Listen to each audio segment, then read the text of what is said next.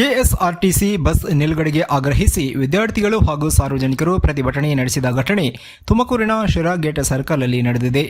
ಸರ್ಕಾರಿ ಬಸ್ಗಳನ್ನು ನಿಲ್ಲಿಸುತ್ತಿಲ್ಲ ಎಂದು ಆರೋಪಿಸಿದ ಪ್ರತಿಭಟನಾಕಾರರು ರಸ್ತೆ ತಡೆ ನಡೆಸಿದ್ದು ಬಸ್ಗಳನ್ನು ತಡೆದು ಪ್ರತಿಭಟನೆ ನಡೆಸಿದರು.